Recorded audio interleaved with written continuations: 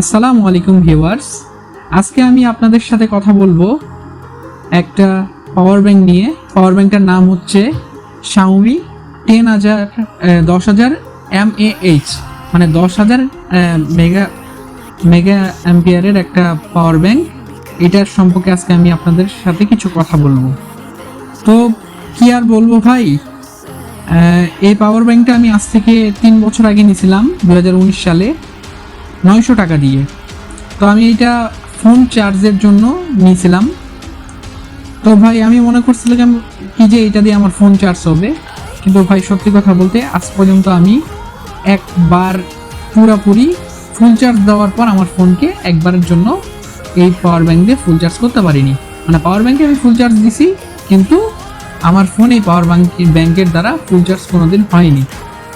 তো এখানে বলছে 10,000 mAh ব্যাটারি দিয়ে রাখছে, যেখানে দেখতে পারেন 10,000 লেখা আছে, কিন্তু আজ পর্যন্ত আমি পাইলাম না এটা 10,000 অ্যাম্পিয়ার কোনো কাজ করেনি।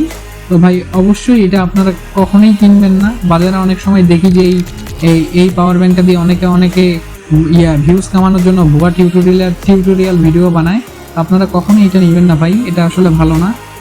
আর আমি এটা দিয়ে গত 3 বছর দিয়ে কি করতেছি দেখেন, শুধুমাত্র এরকম একটা 20 থেকে 30 টাকার এলইডি লাইট চালানোর মতো একটা এলইডি লাইট কিনে আমি এটা কারেন্ট চলে গেলে শুধুমাত্র এখানে ইউএসবি পোর্টের সাহায্যে এইভাবে লাইট জ্বলাই ভাই।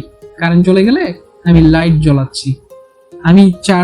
আমি ফোন চার্জ করতে পারি না এটা দিয়ে। একটি বারের জন্য একটা কিপ্যাড ফোন পুরা চার্জ হয়নি, অথবা আমার অ্যান্ড্রয়েডটাও কোনোদিন পুরা চার্জ হয়নি। তো আমি এটাই বলবো ভাই, আপনারা এই Xiaomi-র এই পাওয়ার ব্যাংকটা 10,000 যেটা বলতেছে mAh ব্যাটারি, এটা আপনি নেবেন না, অবশ্যই কখনো কিনবেন না ভাই। এটা কিনলেই ঠকে যাবেন।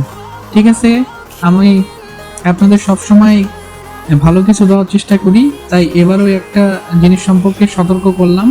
ভিডিওটা ভালো লাগলে অবশ্যই লাইক করবেন, কমেন্ট করবেন এবং শেয়ার করবেন, এবং সাবস্ক্রাইব করতে ভুলবেন না। আসসালামু আলাইকুম।